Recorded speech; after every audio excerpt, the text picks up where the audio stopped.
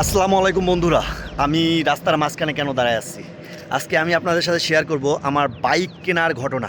তো আমার first bike এই বাইকটা। তো বাইকটার পিছনের ঘটনাটাই আজকে আপনাদের সাথে শেয়ার করব আমি। তো চলেন রাস্তায় কথা বলি, দাঁড়ায় দাঁড়ায় কি আর কথা বলি। মোটর ব্লগিংয়ের মজাটাই হলো আপনার মোটর সাইকেলে চড়ে কথা বলার। তো চলেন বাইকে উঠি, দেন তারপরে ক্যামেরায় আপনাদের সাথে কথা হচ্ছে।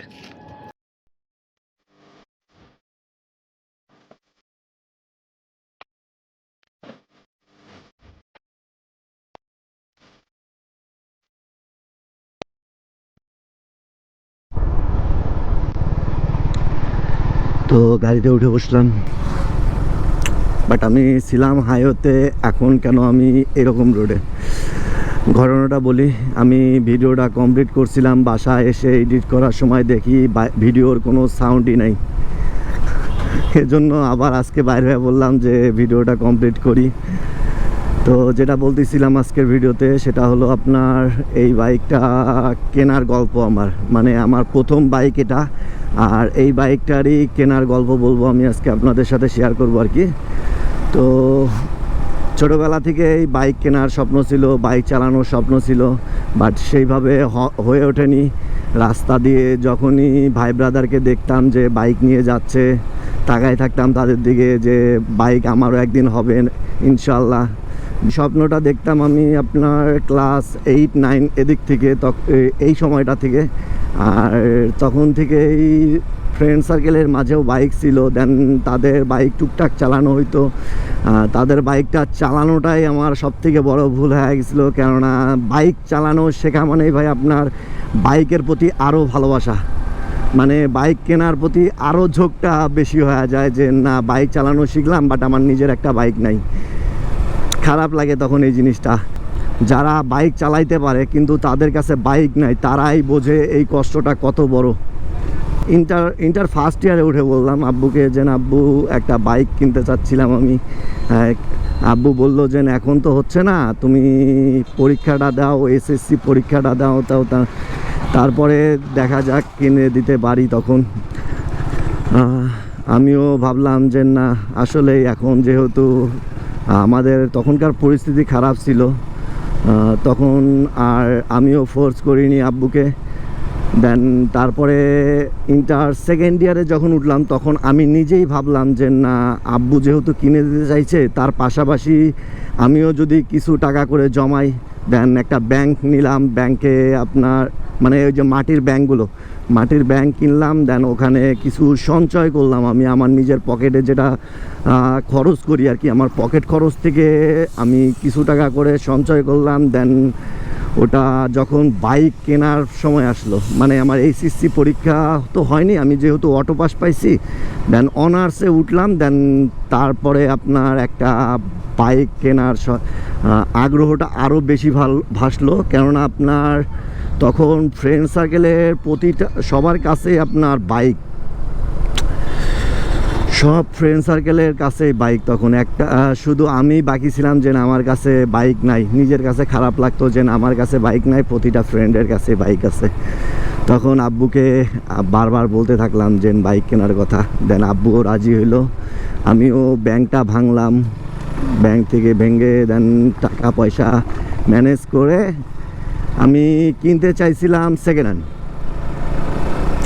সেকেন্ড হ্যান্ডই কিনছি, আবার এটার গল্প বলতেছি আমি যে আপনার সেকেন্ড হ্যান্ড কিনতে চাইছিলাম। দেন সেকেন্ড হ্যান্ড বাইক সেরকমভাবে পাইতেছিলাম না আমি। দেন তারপরে ফ্রেন্ড সার্কেলের কাছে ধার দেনা করে আমার নতুন বাইক কেনার টাকা হইলো।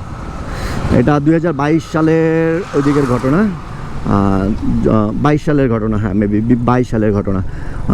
তখন আমার নতুন বাইক কেনার টাকা হইলো ফ্রেন্ড সার্কেলের কাছ থেকে ধার দেনা করে। আমি ভাবলাম নতুন বাইকই কিনবো। শোরুমেও গেলাম, শোরুমে যাই কথাবার্তা বলে আসলাম। ভাইদের কাছে বললাম, একজন চেনা পরিচিত ছিল, ভাই ডিসকাউন্ট কি? তখন ডিসকাউন্ট ছিল না আর কি। ভাই বললো যে কোরবানির সময় যে ডিসকাউন্টটা আসবে, কোরবানির সামনেই ছিল, 10-15 দিন এরকম ছিল আর কি তখন। ভাই বললো যে কোরবানির যে ডিসকাউন্টটা পাবা সেটা কোরবানির সময় তোমাকে আমি দিতে পারবো, এখন দিতে পারবো না, সেটা কোরবানির সময় আসি তুমি আমার কাছ থেকে নিয়ে যাবা। আমিও ঠিক রাজি হয়ে গেলাম, একটা ফ্রেন্ড সহকারে গেছিলাম। তারপরে ভাইয়ের সাথে কথাবার্তা বলে ফাইনাল করে আসলাম যে তারপরের দিন বাইক কিনবো।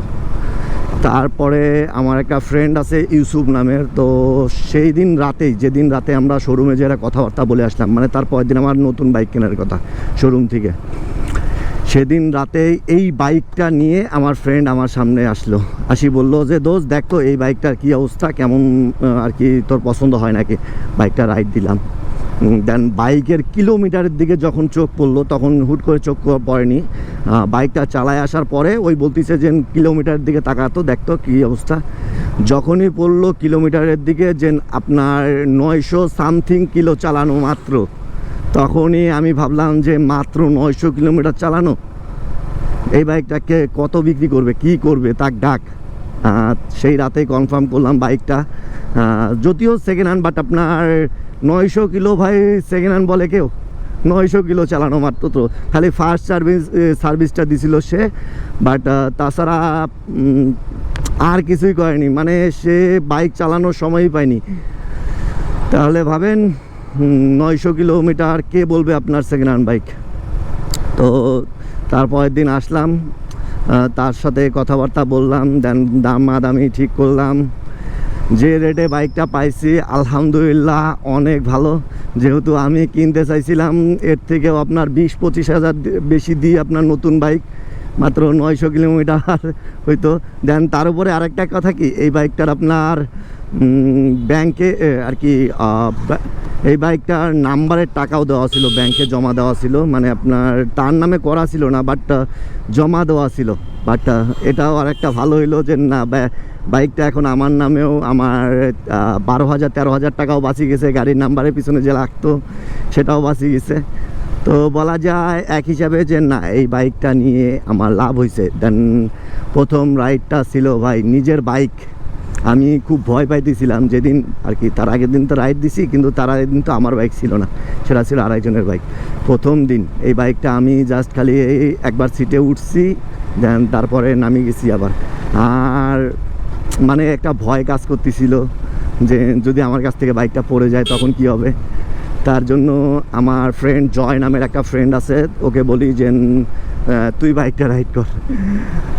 আর তখন আমার পায়ের রকটাও টানি ধরছিল, এজন্য রাইড করিনি। দেন ওই শাপলা পর্যন্ত গেল, শোরুমে গেলাম, শোরুমে যে জিজ্ঞাসা করলাম যে এই বাইকটার কোনো আছে নাকি, ডিউ আছে নাকি, মানে বাকি টাকি আছে নাকি কোনো, সেটা 5,000 টাকা বাকি ছিল। তো এই বাইকটার যে ওনার ছিল তাকে বললাম যে ভাই সেটা পরিশোধ করেন, নাহলে এখান থেকে কম দেবো এটা আমি। সে পরিশোধ করে দিল, তা ঝামেলা একদম ক্লিয়ার। দেন তারপরে জয়ের কাছ থেকে আমি বাইকটা নিলাম। প্রথম রাইডটা ভাই বলার বাইরে। আর সেদিনকার একটা মজার ঘটনা শোনেন, সেদিন আমি বাইকটা নিয়ে একটু রাইড করতেছিলাম, দেন আকাশের অবস্থা এতটাই খারাপ হয়ে আসছিল যে বলার বাইরে। আকাশে হুট করে চালাইতেছি, তো চালাইতে চালাইতে আমরা কারমাইকেল কলেজিয়েট স্কুলের সামনে যা দাঁড়াই, দেন সেখানে প্রচুর পরিমাণে বৃষ্টি। আধা ঘন্টা 1 ঘন্টা ওখানে দাঁড়াইছিলাম এই বৃষ্টির কারণে। প্রথম রাইডের এই জিনিসটা আমার স্মরণীয়, মানে প্রথম বাইক কেনার দিন এই জিনিসটা স্মরণীয় আমার, যে রাইড করতে করতে আর কি, যে আপনার প্রথম দিন প্রথম বাইক কিনলাম আমার, সেটাতেই আকাশের অবস্থা প্রচুর খারাপ ছিল। ওই দিনটা ভোলার না আমার। প্রতিটা ছেলেরই বাইকের প্রতি একটা স্বপ্ন থাকে, তো আমি দোয়া করি যেন প্রতিটা ছেলেরই বাইক কেনার স্বপ্ন থাকে। তো আমি দোয়া করি যেন প্রতিটা ছেলেরই স্বপ্ন পূরণ হয়, তার শখের বাইকটা যেন তার কাছে আসে। আমারও একটা শখের বাইক আছে, সেটার নাম অন্য কোনো ভিডিওতে বলবো, কিন্তু এটাও যে শখের না তা না, এটাও শখের বাইক, ফার্স্ট বাইক বলে কথা। তো এই ছিল আমার বাইক কেনার ঘটনা। আশা করি ভিডিওটা আপনাদের কাছে ভালো লাগছে। আর এতক্ষণ যদি ভিডিওটা দেখে থাকেন তাহলে চ্যানেলটা অবশ্যই সাবস্ক্রাইব করে দিবেন, আর ভিডিওটাতেও লাইক করে দিন, আমার জন্য দোয়া করবেন। দেখা হচ্ছে নতুন কোনো ভিডিওতে, ততক্ষণ পর্যন্ত ভালো থাকুন, সুস্থ থাকুন এবং সাবধানে থাকুন। আমি ফিরোজ পারভেজ, দেখা হচ্ছে, টাটা।